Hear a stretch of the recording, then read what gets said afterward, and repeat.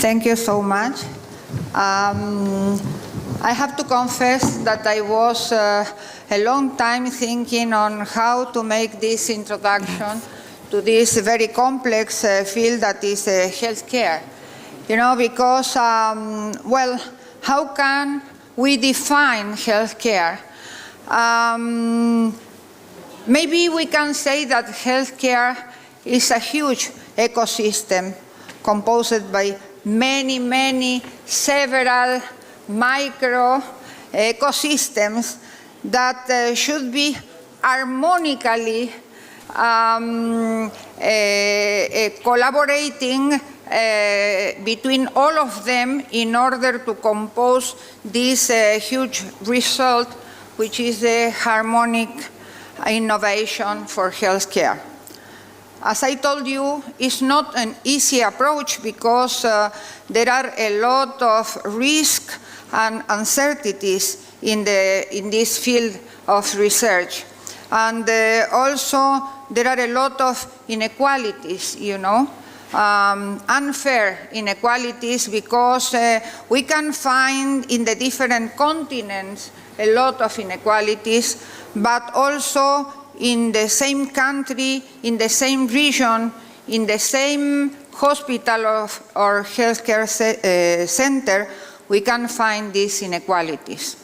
And then we are talking really about the human being and how the human being can have a bright life, you know, and we have always to think in the person, in the patient, as the final goal of all our research. So as I told you, it's not easy to face this challenge. And to do so, I would like to share with you a reflection on the field. In this reflection, I will include some of the factors that influence in the final result of that. Because in our world, we have every day a lot of very good advances in all the fields of healthcare: medical imaging, genetics, artificial intelligence, virtual reality, everything. But all these fantastic advances that we are producing with our research, with our studies, with our innovation developments, not always are reaching the final user. And we have to go into the reasons that are delaying the arrival of this solution to the patients. Because many people die, many people suffer because they don't have access to these advances. So I will give some tips on the reasons for this situation, and also I will talk about some platforms that can help us to accelerate this process. So, as I told you, the shine of these medical advances show us that there are huge acceleration in the medical and biological advances. Gene therapies, precision medicine, surgical robotics, diagnostic equipment, biomaterials, and many sophisticated medical protocols. But the core pillars of that are facing the prevention, the early diagnosis, and the treatment of the patients. And we can see many promising solutions every day in the literature, but why they don't get the final results?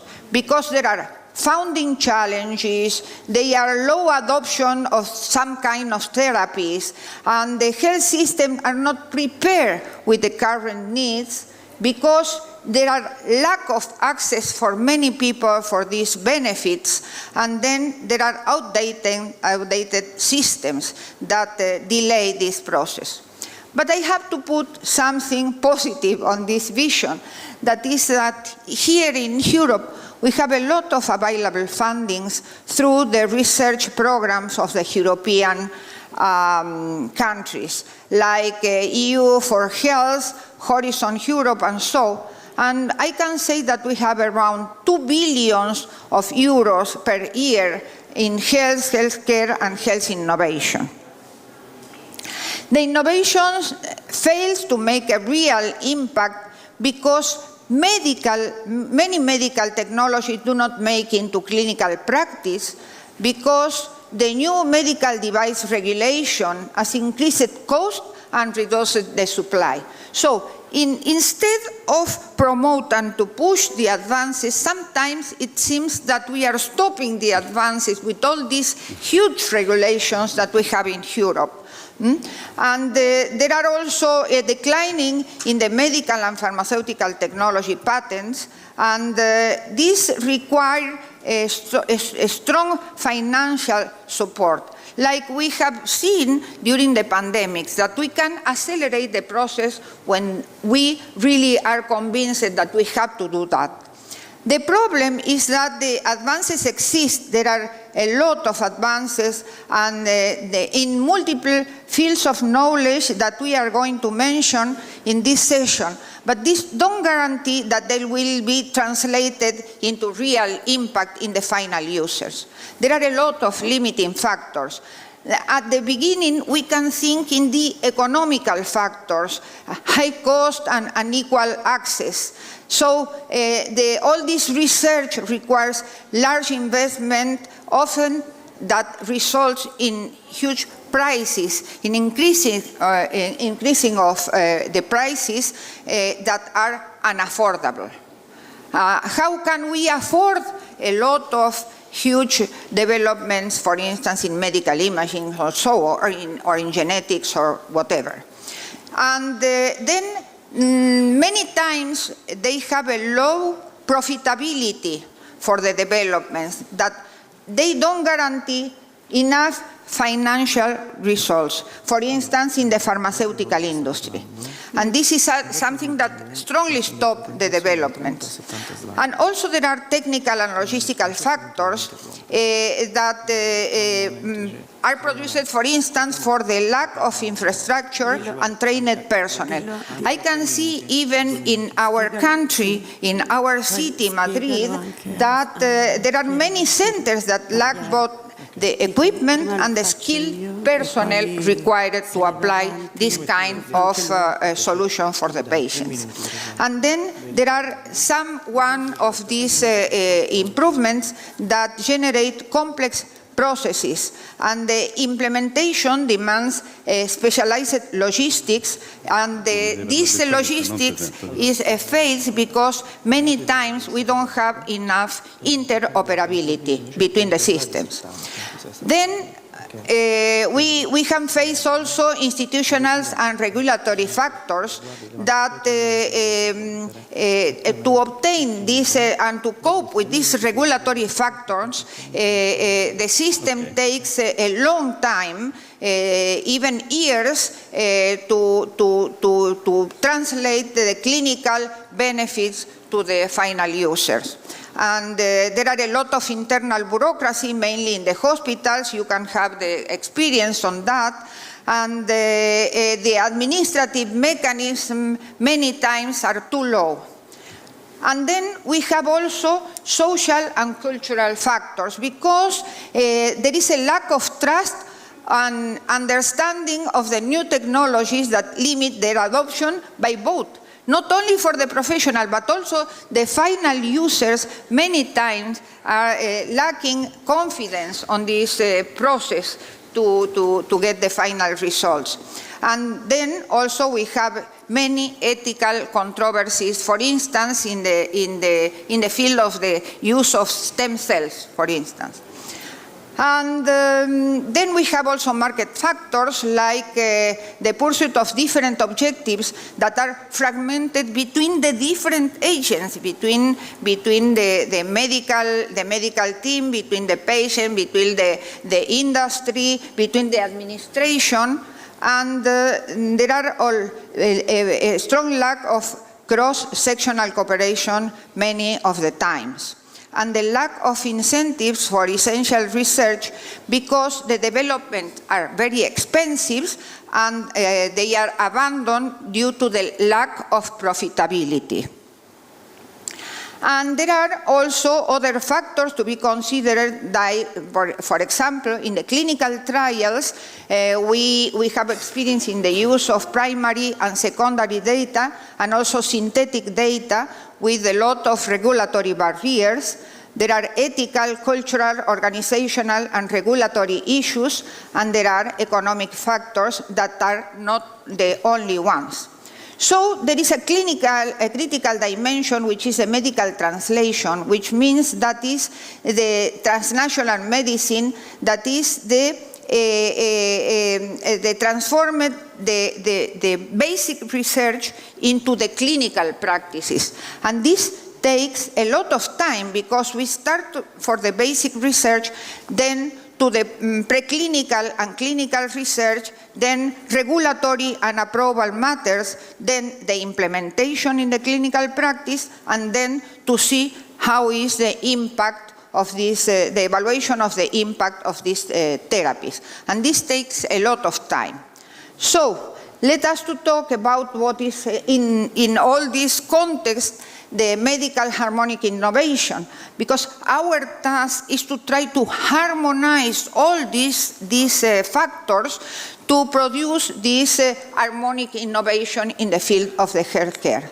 And there are key factors: the security, the privacy, the citizen data management, the intelligent or smart controls, the ethics and the commitments, and all the matters regarding the pharmacological aspect.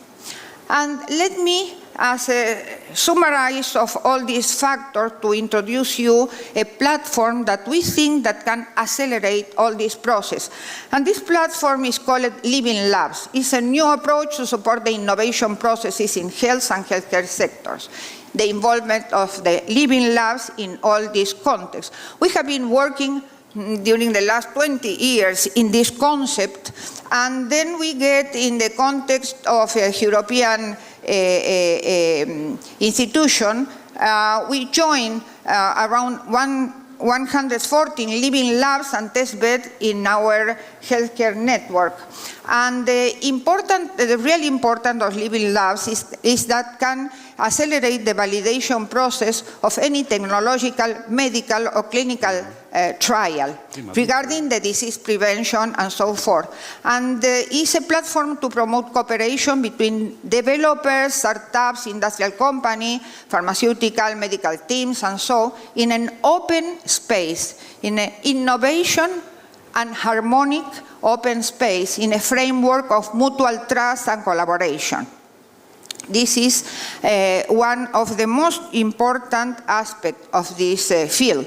And to provide services and to try different methodologies, tools, and solutions to enhance the participation of hospitals and the launch of new business initiatives.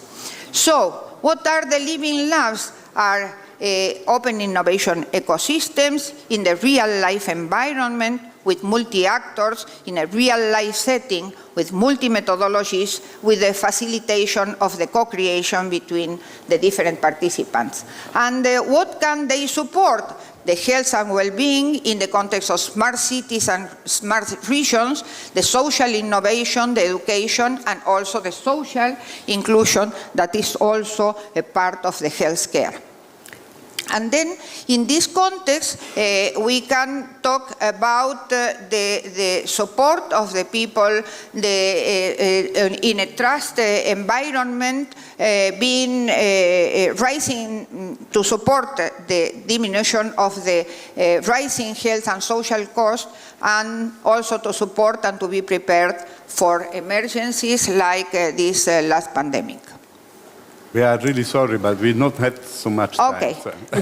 This was just a way to present an open view on how can we do in order to improve the acceleration of these open innovations to get the final users. Thank you very much. Thank you, Professor.